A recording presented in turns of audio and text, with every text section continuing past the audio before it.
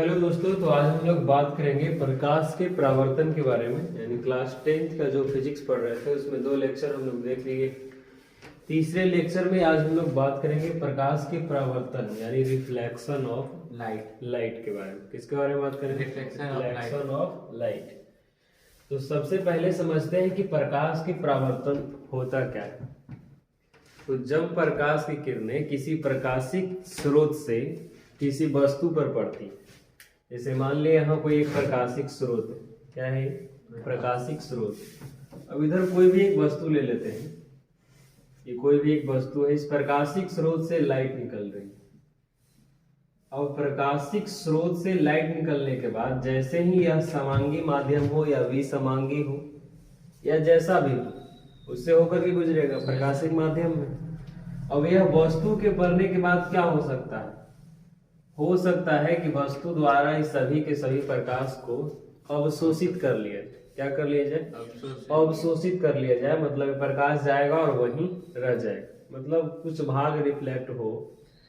ऐसा भी हो सकता है कि यदि वस्तु पारदर्शी है तो क्या कर जाए? प्रकाश पार कर जाए। लेकिन वस्तु अगर अपारदर्शी, क्या हो? अपारदर्शी, इसको पार नहीं करता, तब क्या हो? यह जो प्रकाश की किरणें हैं, यह इसके सतह से टकरा करके क्या हो जाएगा? लौट जाएगा। क्या हो जाएगा? लौट जाएगा। और इस लौटने की प्रक्रिया को ही क्या कहा जाता है? प्रकाश का परावर्तन। जैसे अभी देख रहे हैं यहाँ पे, इससे लाइट टकरा करके क्या हो रही है? वापस हो रही है। तो ये क्या है? प्रकाश के परावर्तन। तो प्रकाश के परावर्तन से आप क्या समझते हैं? तो जब प्रकाश की किरणें किसी वस्तु के सतह से टकराकर पुनः उसी माध्यम में वापस आ जाती है जिस माध्यम से वह जाती है, तब उस घटना को ही क्या कहा जाता है? प्रकाश का परावर्तन। हो क्या सकता है कि जब प्रकाश किसी वस्तु पर पड़ेगा तो या तो वस्तु उस प्रकाश को अवशोषित कर लेगा, दूसरा हो सकता है अगर वस्तु पारदर्शी है तो प्रकाश उससे क्या हो जाएगा? पार हो जाएगा। लेकिन इन दोनों इस घटना में क्या है? पार हो जाएगा तो परावर्तन तो हो ही नहीं रहा। सतह से अगर टकरा करके लौट गया तब क्या हो गया? परावर्तन। बात समझ रहे हैं? तो इसी को क्या कह रहे हैं? प्रकाश का परावर्तन। तो प्रकाश का परावर्तन अभी देख लिए। अभी समझते हैं इसमें परावर्तक सतह। क्या समझते हैं? परावर्तक सतह। तो अभी परावर्तक सतह में यहाँ पे क्या समझाया तुमको प्रकाश के परावर्तन में, कि प्रकाशिक स्रोत से जब प्रकाश निकलती है तो इस वस्तु के इस सतह से टकरा करके क्या हो जा रही है? वापस आ जा रही है। तो जिस सतह से प्रकाश की किरण टकराकर वापस लौटती है उस सतह को ही क्या कहा जाता है?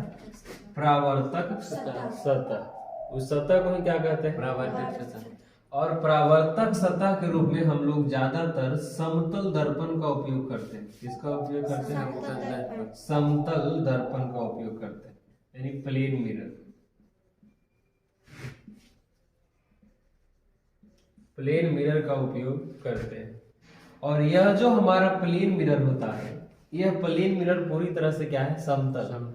और एक हमारा यहाँ पे सबसे अच्छा परावर्तक जो माना जाता है वो चांदी को माना जाता है। किसको? चांदी को। और चांदी को हम रजत कह सकते हैं। क्या कहेंगे? रजत। बात समझ रहे हैं? अभी जो हमारा समतल दर्पण है, इस समतल दर्पण के पीछे बहुत पतले सा चांदी का क्या चढ़ा दिया जाता है? लेप चढ़ा दिया जाता है। और ये लेप क्यों चढ़ाया गया है? क्योंकि चांदी प्रकाश का सबसे अच्छा क्या है? परावर्तक है। इसलिए इस चांदी को चांदी के धातु को यहाँ क्या बहुत पतले सा क्या कर दिया जाता है? लेप चढ़ा दिया जाता है। अब चांदी को हम क्या कह रहे हैं? रजत। तो ये जो लेप चढ़ाने की प्रक्रिया है, इस लेप चढ़ाने की प्रक्रिया को हम कहते हैं रजतित करना। क्या कहते हैं? रजतित करना। तो रजतित करना क्या है या रजतितकरण क्या है? तो चांदी के धातु को समतल दर्पण के पीछे लेप चढ़ाने की प्रक्रिया को ही क्या कहा जाता है? रजतित करना। अब हम लोग चांदी के का ही लेप क्यों चढ़ा रहे हैं? क्योंकि चांदी प्रकाश का सबसे अच्छा परावर्तक होता है, इसलिए हम लोग इसको चढ़ाते हैं। तो परावर्तक सतह क्या है? समझ गए कि प्रकाश जिस सतह से टकराकर वापस लौट जाती है उस सतह को ही हम लोग क्या कहते हैं, परावर्तक सतह। और परावर्तक सतह जनरली यानी सामान्यतः समतल दर्पण को ही माना जाता है, या कोई भी परावर्तक सतह हो सकता है, लेकिन समतल दर्पण जो है उससे अगर प्रकाश पड़ेगा तो लगभग प्रकाश क्या हो जाएगा, वापस हो जाता है। लेकिन इससे जो प्रकाश पड़ रहा है वो सभी के सभी वापस नहीं हो रहा है। लेकिन समतल दर्पण में जैसे ही अगर सूर्य का प्रकाश आ रहा है, आप लोग इस तरह से किए होंगे, तो क्या होता है, जैसे ही सूर्य का प्रकाश जितना सारा आता है सब क्या होता है, रिफ्लेक्ट हो जाता है। तो उसका रिफ्लेक्ट होने का एक रीजन ये भी है कि उसके पीछे क्या लगा होता है, चांदी का लेप लगा होता है। बात समझ गए? तो ये सारी घटना को देख लिए। अब आते हैं आगे। तो प्रकाश के परावर्तन दो प्रकार से होता है। कितने प्रकार से? दो प्रकार से। एक होता है नियमित परावर्तन और दूसरा होता है अनियमित परावर्तन। नियमित परावर्तन यानी रेगुलर रिफ्लेक्शन, और दूसरा हमारा है अनियमित परावर्तन यानी इरेगुलर रिफ्लेक्शन। बात समझ गए? तो अभी हम लोग यहाँ समझते हैं कि नियमित परावर्तन किसको कहेंगे और अनियमित परावर्तन किसको कहेंगे। तो देखो, नियमित परावर्तन कहने का मतलब हो गया कि रेगुलर रिफ्लेक्शन। रेगुलर रिफ्लेक्शन मतलब लगातार उससे क्या हो, रिफ्लेक्ट होते रहे। तो वैसा सतह जो पूरी तरह से क्या हो, समतल, क्या हो, पूरी तरह से समतल हो, बराबर हो, उसमें कोई उबड़ खाबड़ नहीं हो। तो इससे जो परावर्तन होगा वो हमारा क्या होगा, रेगुलर परावर्तन होगा, यानी नियमित परावर्तन होगा। जितना डिग्री के साथ ही आएगा उतना ही डिग्री के साथ क्या हो जाएगा, वापस लौट जाएगा। तो इससे जो परावर्तन होगा वो क्या होगा, नियमित परावर्तन होगा। लेकिन यदि परावर्तक सतह कैसा हो जाए, उबड़ खाबड़ हो जाए, मतलब ऊंचा नीचा हो जाए, तब इससे जो परावर्तन होगा वो इरेगुलर हो जाएगा। मान लीजिए ये अगर इधर से गया है तो इधर चला गया, लेकिन कोई और प्रकाश जाएगा, इधर जाएगा, उधर नहीं जाकर इधर आ जाएगा। तो नियमित परावर्तन नहीं है, ये क्या हो गया, अनियमित, इरेगुलर परावर्तन हो गया, इरेगुलर रिफ्लेक्शन हो गया। और ये क्या हो गया, रेगुलर रिफ्लेक्शन हो गया।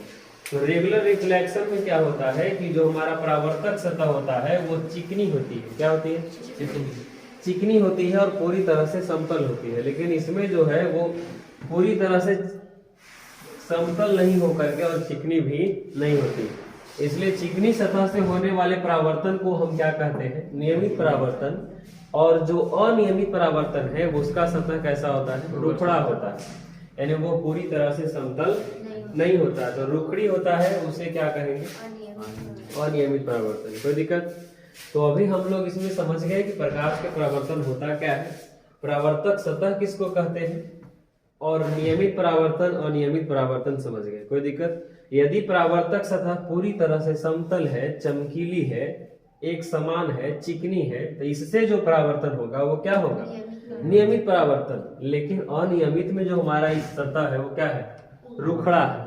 क्या है, रुखड़ा है। जब इधर से प्रकाश आएगी तो इसको सेम परावर्तन के नियम के अनुसार इसको प्रति लौटना चाहिए, लेकिन उस तरीके से लौटता नहीं, इसलिए इसको हम लोग क्या कह दिए, अनियमित, और इसको क्या कह दिए, नियमित परावर्तन। इसमें कोई दिक्कत? चलिए, तो अब हम लोग इसके आगे देखते हैं। तो इन सभी बातों को आप छोटा छोटा पॉइंट बनाकर लिखते जाएं। अब आगे देखते हैं। तो अभी हम लोग यहाँ आगे देखते हैं बाबू की समतल दर्पण से प्रकाश का परावर्तन। समतल दर्पण से प्रकाश का परावर्तन यानी reflection of light from plane mirror, यानी प्लेन मिरर से प्रकाश का परावर्तन कैसे होता है। प्लेन मिरर यानी समतल दर्पण कहते किसको है, तो वैसा दर्पण जिसका परावर्तक सतह कैसा हो, समतल हो, बराबर हो, उसे समतल दर्पण कहते हैं। जैसे अभी देख रहे थे नियमित परावर्तन में कि वह सतह एकदम पूरी तरह से चिकनी है और कैसा है, समतल है, तो उसी को क्या कहते हैं, समतल दर्पण। आगे हम लोग देखेंगे जब दर्पण पढ़ेंगे तब। कहता है कि समतल दर्पण से प्रकाश का परावर्तन कैसे होता है। तो जब प्रकाश की किरणें समतल दर्पण पर लंबवत पड़ती है या समतल दर्पण पर आपतित होती है तो उसका परावर्तन निश्चित नियम के अनुसार होता है, और उस नियम को ही क्या कहते हैं, परावर्तन के नियम। जब प्रकाश की किरणें समतल दर्पण पर पड़ती है, कहाँ पड़ती है? समतल दर्पण पर पड़ती है। जैसे ही हम दर्पण कौन सा ले लिए? समतल दर्पण। और जब प्रकाश की किरणें समतल दर्पण पर पड़ेगी तो इसका जो परावर्तन होगा वह एक निश्चित नियम के साथ होता है, यानी निश्चित नियम पर ही होता है। और उस नियम को क्या कहते हैं? प्रकाश के परावर्तन का नियम कहते हैं। यानी प्रकाश के परावर्तन का क्या कहते हैं? उसको नियम कहते हैं। बात समझ गए? तो प्रकाश के परावर्तन के नियम से आप क्या समझते हैं? अगर इस प्रकार का सवाल आ जाए तो उसको कैसे लिखेंगे? तो उसको लिखेंगे कि जब प्रकाश की किरणें समतल सतह पर पड़ती है तो उसका जो परावर्तन होगा वह निश्चित नियम के साथ होगा, और उस नियम को ही प्रकाश के परावर्तन का क्या कहते हैं? नियम कहते हैं। बात समझ गए? प्रकाश के परावर्तन के नियम से आप क्या समझते हैं? तो उसमें ये चीज लिखेंगे, कोई दिक्कत? अब हम समझते हैं कि आखिर प्रकाश के परावर्तन के नियम होता क्या है, और उससे पहले समझेंगे कि कैसे एक निश्चित नियम के अनुसार ये परावर्तन हो रहा है। तो समतल दर्पण पर जो आने वाली प्रकाश होती है, समतल दर्पण पर जो आने वाली प्रकाश होती है, उस प्रकाश को हम लोग कहते हैं आपतित किरण। क्या कहते हैं उसको? आपतित किरण। आपतित किरण। क्या कहते हैं उसके बाद? आपतित किरण यानी इंसिडेंट रे। क्या कहते हैं इसको? Incident ray. तो आपतित किरण क्या है? तो समतल दर्पण पर पड़ने वाली किरण को क्या कहते हैं? आपतित किरण। कोई दिक्कत? अब देखिए, अब जो इस समतल दर्पण पर आ रही है किरण, इसको हम लोग आपतित किरण कह दिए। अभी आगे जैसे ही यहाँ पड़ती है तो इसका परावर्तन इधर की ओर हो जाता है, और जो यहाँ से लौटने वाली प्रकाश की किरण है, यानी जो समतल सतह से टकरा करके क्या हो रही है? लौट रही है, इसको कहते हैं परावर्तित किरण। क्या कहते हैं इसको? परावर्तित किरण। तो परावर्तित किरण क्या है? तो समतल दर्पण से टकराकर लौटने वाली किरण को क्या कहते हैं? परावर्तित किरण। रिफ्लेक्टेड क्या हो गया? रे। बात समझ गए? कोई दिक्कत? तो हम समझ गए यहाँ आपतित किरण क्या है और परावर्तित किरण क्या है। कोई दिक्कत? तो देखिए कि समतल दर्पण पर जैसे ही आपतित किरण होती प्रकाश आपतित होती है, उस प्रकाश को ही क्या कहती है? आपतित किरण। और यहाँ से टकरा करके क्या होती है? लौट जाती है, तब उसको क्या कहती है? परावर्तित किरण। तो देखिए, जब समतल दर्पण पर जब हम प्रकाश को कुछ एंगल पर झुका करके, जैसे समतल दर्पण है, और यदि इस पर हम प्रकाश को कुछ एंगल के साथ भेज रहे हैं, कुछ एंगल के साथ भेज रहे हैं, मतलब इस दर्पण के साथ ये एंगल बना रहा है, अगर हम इसको सीधा भेजेंगे, कैसे भेजेंगे? सीधा। तो जब सीधा भेजेंगे तो इसका परावर्तन ऐसे ही हो जाएगा। बात समझ रहे हैं? इसका परावर्तन क्या हो जाएगा? ऐसे ही। जैसे आप एक प्लेन मिरर ले ले और ऊपर से हम सीधा टॉर्च मारेंगे ना, उससे जो परावर्तन होगा वो क्या होगा? सीधे हो जाएगा। जैसे प्रकाश जाएगा वैसे ही क्या होगा? सीधे हो जाएगा। लेकिन कुछ एंगल पर झुका के मारेंगे उस पे, तो वो क्या होगा? इधर मारेंगे तो वो कहीं और जा करके दिखाई देगा। जैसे सूर्य का प्रकाश को अगर चमकाते हैं तो यहाँ करते हैं तो वो कहीं दूसरी जगह चमकता है। ठीक उसी तरह से इस एंगल को, जो आपतित किरण है, इसको हम कुछ एंगल के साथ भेज रहे हैं, जो एंगल हमारा समतल दर्पण के साथ बना रहा है। लेकिन जब इस प्रकाश को हम सीधा भेजेंगे, कैसे भेजेंगे? सीधा यानी लंबवत। उसको क्या कहेंगे? लंबवत। तो जब प्रकाश की किरणें समतल दर्पण पर लंबवत पड़ती, कैसे पड़ती है? लंबवत। पूरी तरह से इसके साथ कितना डिग्री का कोण बन जाएगा? 90। तब उसको कहते हैं अभिलंब। क्या कहते हैं? अभिलंब। तो अभिलंब क्या है? तो समतल दर्पण पर लंबवत पड़ने वाली किरण को ही क्या कहते हैं? अभिलंब कहते हैं। और जब प्रकाश की किरणें समतल दर्पण पर पड़ती है लंबवत, तो इसका परावर्तन भी इसी माध्यम से हो जाता है, यानी जैसे आया है वैसे ही क्या होगा? वो लौट जाएगा। बात समझ गए? यानी आप आते टाइम भी इसका कोण कितना बन रहा था? 90, और जाते टाइम भी कितना बन जाएगा? 90। बात समझ गए? तो ये हो गया हमारा क्या? अभिलंब। अब जो हमारा आपतित किरण समतल दर्पण के जिस बिंदु पर पड़ती है, उस बिंदु को हम लोग कहते हैं आपतन बिंदु। क्या कहते हैं बाबू? आपतन बिंदु। आपतन बिंदु। बात समझ गए? इतना में कोई दिक्कत? अभी यहाँ देखिए इसको अभिलंब कह दिए ना जी, तो हमारा आने वाली किरण हो गया क्या? आपतित किरण। यहाँ से टकरा कर लौटने वाली किरण परावर्तित। आपतित किरण जिस बिंदु पर आएगा उसको आपतन बिंदु। और यदि हम कोई प्रकाश लंबवत डाल देते हैं तो उसी को क्या कहते हैं? अभिलंब। अब यहाँ समझिए, ये क्या है? इंसिडेंट रे यानी आपतित किरण, और ये क्या है? अभिलंब। ये दोनों के बीच में कोण बन रहा है। क्या बन रहा है? कोण। ये कोण बन रहा है ना यहाँ पे जी? ये कोण बन रहा है कि नहीं बन रहा है? इस कोण को हम लोग कहते हैं आपतन कोण। क्या कहते हैं? आपतन कोण। और इसको लिखते हैं आई। क्या लिख दिए? कोण आई। तो आपतन कोण क्या है? तो आपतित किरण और अभिलंब के बीच ये जो कोण बन रहा है यहाँ पे, इसी को क्या कहते हैं? आपतन कोण। और उसको लिखते हैं आई, इंसिडेंट एंगल, इसलिए आई लिख दी। कोई दिक्कत? अब देखिए, जितना ही डिग्री का कोण ही बन रहा है, ये आते टाइम बना रहा है, उतना ही डिग्री का कोण अभिलंब के साथ क्या होगा? बनाकर लौट जाएगा।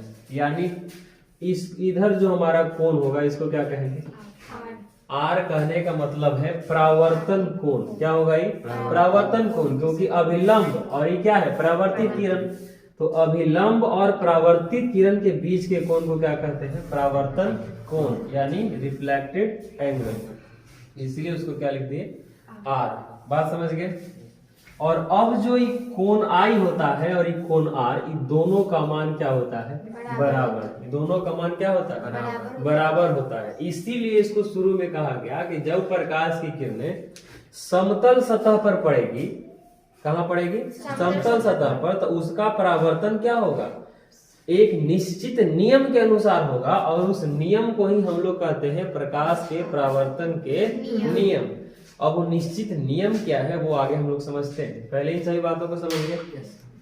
तो यहाँ देखें कि जैसे ही हम लोग समतल सतह पर आपतित करवाते हैं, इधर से प्रकाश की किरण क्या हो गया? लौट गया, परावर्तित हो गया। तो इसको क्या कहते हैं? परावर्तित किरण। और ये हो गया आपतित किरण। अभी जिस बिंदु पर आपतित होती है उसको क्या कहें? आपतन बिंदु। यदि कोई प्रकाश को हम लंबवत दे देते हैं तो इसका परावर्तन क्या हो जाता है? इसी माध्यम से ऊपर हो जाएगा, सीधे सीधे। तो इसको क्या कहते हैं? अभिलंब। अभी देख रहे हैं कि अभिलंब और आपतित किरण के बीच, यानी इंसिडेंट एंगल और परपेंडिकुलर जो है उसके बीच के एंगल को हम लोग क्या कहते हैं? इंसिडेंट एंगल, आपतन कोण। क्या कहते हैं इसको? आपतन कोण। और अभिलंब और परावर्तित किरण के बीच जो बन रहा है कोण, उसको क्या कहते हैं? परावर्तन कोण, यानी रिफ्लेक्टेड एंगल। बात समझ गए? तो देख रहे हैं यहाँ की जो कोण आई होता है वही कोण क्या होता है? आर। यानी दोनों का मान क्या होता है? बराबर। और यही तो हमारा प्रकाश के परावर्तन का नियम है। प्रकाश के परावर्तन का नियम है क्या?